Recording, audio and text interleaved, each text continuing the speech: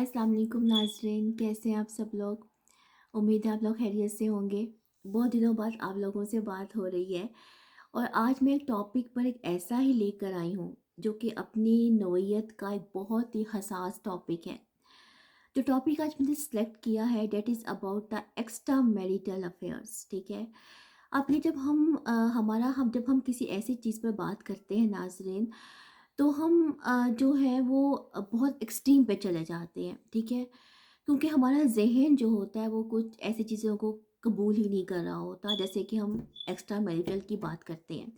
लेकिन नाज़रीन, जो भी कुछ ऐसी चीज़ होती है जो अपने सोशल जो बाउंड्रीज़ हैं उसे हटकर हो जाए, ठीक है, या उसमें कोई आउटकास्ट एलिमेंट आ जाए, तो उसके पीछे कोई ना कोई जो है वो साइकोलॉजिकल, इमोशनल और सोशल रीज़न भी हो सकती है।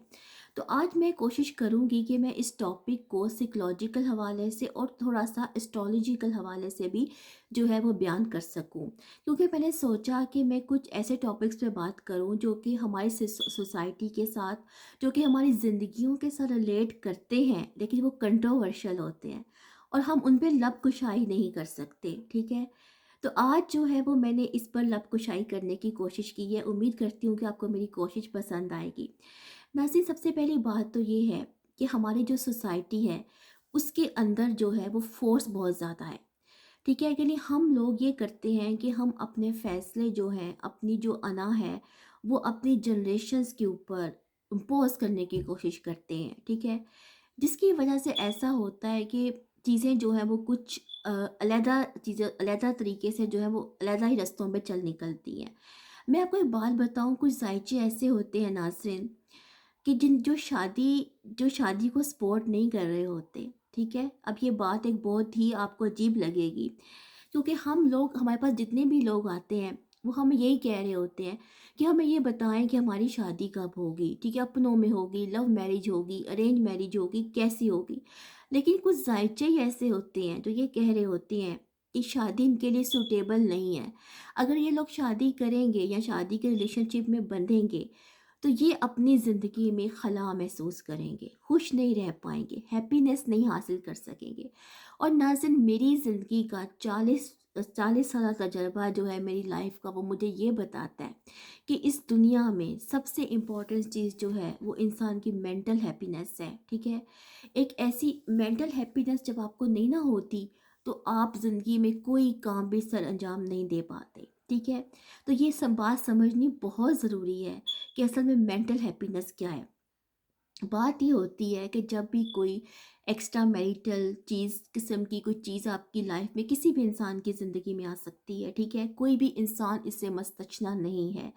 उसकी ये भी काज़ हो सकती है कि अगर आप अपनी लाइफ में किसी ट्रॉमा से गुजरे हैं, ठीक है, अपनी अपनी यंग ज़िंदगी में, या आपको कोई ऐसा, आपका कोई ब्रेकअप हो गया, ठीक है, बहुत ही इमोशनल ब्रेकअप आपका हो गया और आप उस एनर्जी से कॉप अप नहीं कर पाए, ठीक है, क्योंकि सब लोग एक जैसे नहीं होते, सब लोगों के माइंड एक जैसे नहीं होते। तो ये भी हो सकता है कि चीज़ आपकी आइंदा आने वाली लाइफ को इफ़ेक्ट करे, ठीक है, या जब आप अपना मैरिज का रिलेशनशिप बनाने चलें, तो ये चीज़ आपके आड़े आए, ठीक है, और आपको जो है वो जिसे कहते हैं वो हैप्पीनेस या वो मेंटल कैपेबिलिटी आप अपने पार्टनर के साथ ना बना पाएँ, ठीक है। ना सिर्फ बात ये होती है कि शादी जो है वो एक धार्मिक रिश्ता होता है, क्योंकि शादी जो होती है वो हम किसको गवाह बनाकर करते हैं, निकाह नामे पे जो साइन होते हैं, किसको, अल्लाह के नाम पर, ठीक है। अल्लाह के नाम पर जो है वो ही रिश्ता इस्तवार किया जाता है, ठीक है। तो इसलिए इस रिश्ते को इस्तवार करने से पहले बहुत ज़्यादा जो है वो समझने की और सोचने की ज़रूरत है कि आपका मन जो है वो कहाँ पर इन्वॉल्व है, क्या आपका मन उस बंदे के साथ इन्वॉल्व है कि नहीं, जिससे आप शादी करने जा रहे हैं।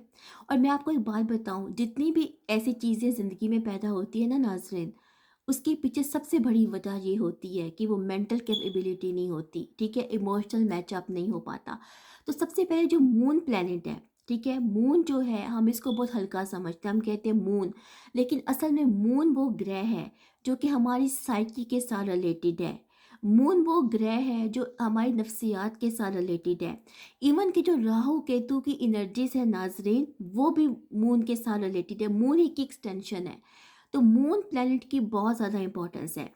मैं ये बात कहती हूँ कि इन सब चीज़ों से बचने का रास्ता ये है कि जब आप कोई रिश्ता इस्तवार करने जा रहे हैं तो आप अपनी कुंडलियों को सबसे पहले तो आप उस बंदे के साथ जो है, उस बंदे के साथ जिसके साथ आप, चाहे मेल है या फीमेल है, जिसके साथ आप रिश्ता बनाने जा रहे हैं, पहले आप अच्छे तरीके से उसके मन को समझने की कोशिश करें, ठीक है। मैं अपनी ज़िंदगी में, हम हमेशा से देखते आए कि हमारे यहाँ जो है वो एक शादी को एक बहुत ही एग्जॉटिक समझा जाता है, यानी हमें एक बहुत ही से कहते हैं ना, कलरफुल सा हमें एक इमेज हमारे सामने आता है कि अच्छे अच्छे कपड़े पहनना, खूबसूरत लगना, तैयार होना, मतलब ये सब चीज़ें जो है वो हमारी लाइफ में आती है जब हम शादी का लफ्ज़ अपने माइंड में लाते हैं।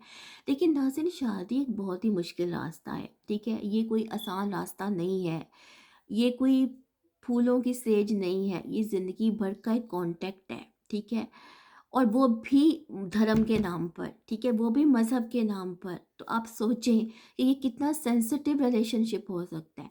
तो इसलिए ज़रूरी है कि सबसे पहले आप ये देखें कि अगर हो सके, क्योंकि हमारी सोसाइटी में इसका वैसे ट्रेंड नहीं है, ठीक है, हमारी सोसाइटी में इसका ट्रेंड नहीं है कि हम लोग जो है वो एस्ट्रोलॉजर्स के पास जाएँ अपनी कुंडलियाँ लेकर और उनसे जो है वो पूछें कि हमारी कुंडलियों में जो है वो क्या है। लेकिन मैं आपको चंद एक चीज़ें बता देती हूँ कि अगर मेल या फीमेल दोनों की कुंडलियों में 4th हाउस अफ्लिक्टेड होगा D9 चार्ट में भी, क्योंकि D9 चार्ट का जो 4th हाउस है वो मैरिटल ब्लिस को दिखाता है, शादी के सुख को दिखाता है। अगर मून पाप कतरी में होगा तो वो बंदा शादी का सुख प्राप्त नहीं कर सकेगा, ठीक है। 7th हाउस के अलावा भी 4th हाउस को देखना भी ज़रूरी है। 4th हाउस जो है वो मोरालिटी का घर भी होता है, ठीक है। उससे इंसान की मॉरल वैल्यूज़ का भी पता चलता है, ठीक है, क्योंकि वहाँ पे मून की एनर्जी है। मैं इसीलिए हमें आपसे कह रही हूँ कि हम मून को बहुत हल्का प्लैनेट समझते हैं, लेकिन मून इतना हल्का प्लैनेट नहीं है। मून हमारी साइकी है, मून हमारी नफ्सियात है, ठीक है। अब देखना ये है कि अगर हमारा वो रिश्ता जिसके साथ हमको रिश्ता बनाने जा रहे हैं, चाहे वो लव है और चाहे वो अरेंज मैरिज है, मैं लव मैरिज को भी बीच में कंसिडर करूँगी, क्योंकि अक्सर लव इंसान को ब्लाइंड भी कर देती है, ठीक है। वक़्ती तौर पे आपको चीज़ें बहुत जो हैं वो चमकदार नज़र आ रही होती हैं, लेकिन जब वो इन हिडन में जाती हैं, जब वो डेप्थ में जाती हैं, तो वहाँ पे आपको, जब आप उन चीज़ों को फेस करते हो तो फिर आप उनको फेस भी नहीं कर पाते। इसलिए मैं कहती हूँ कि मैरिज को हमेशा बहुत लॉजिकल बेसिस पे होना चाहिए, ठीक है। अगर हम एक्स्ट्रा मैरिटल या इस किस्म की नेगेटिव एनर्जी से बचना चाहते हैं तो हमें इन सब चीज़ों को लेकर सोचना पड़ेगा, क्योंकि इस चीज़ के पीछे ऐसी कुछ चीज़ जो कि सोसाइटी से हटकर होती है, आउटकास्ट होती है, उसमें राहु ग्रह का बहुत बड़ा हाथ होता है, ठीक है।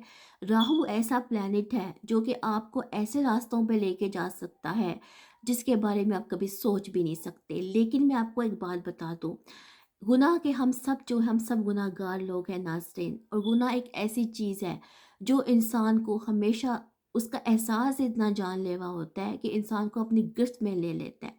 तो उस गुनाह से बचने का क्या रास्ता है? ज़ाहिर बात है, अगर किसी का कुछ ऐसा मसला होगा तो उसको गुनाह के दलदल में धकेलेगा, ठीक है। लेकिन हमें हमें क्या करना चाहिए? हमें अपने लिए तौबा के रास्ते जो है वो खोलने चाहिए। अगर किसी से कोई ऐसी गलती हो भी जाए, किसी से कोई ऐसा कार्य हो भी जाए, तो उसका जुपिटर प्लैनेट ये डिसाइड करता है। कोई समटाइम्स ऐसा होता है, कुछ ऐसे योग होते हैं कुंडली के अंदर, ठीक है। लेकिन अगर जुपिटर स्ट्रांग है तो कभी भी इंसान जो है वो अपनी मॉरल वैल्यू से हटकर नहीं सोच सकता, ठीक है। तो नाज़रीन, बात ये है कि हमें जो है सबसे पहले ये देखना चाहिए। मैं कहती हूँ कि मोहब्बत जो है वो जिस्मों का मिलाप नहीं होता, मोहब्बत हमेशा रूहों का मिलाप होता है, ठीक है। हमारे यहाँ जो शादियाँ होती हैं, जो रिश्ते बनते हैं, वो उसमें बहुत हद तक फ़ोर्स होती है, ठीक है। अगर फ़ोर्स नहीं भी होती तो बस एक ज़ाहिरी चमक-दमक होती है। लेकिन उस ज़ाहिरी चमक-दमक से हटकर अंदर की चमक को देखें, मून को सोचें, मून को देखें। जिसके साथ रिश्ता बनाने जा रहे हैं, उसके मन को समझें, उसके मन को जानें। तभी आप जान सकते हैं कि आप कैसे इन चीज़ों से बच सकते हैं, ठीक है। नाज़रीन, ये मेरा एक वीडियो था जो मैंने इस टॉपिक पर किया, ठीक है।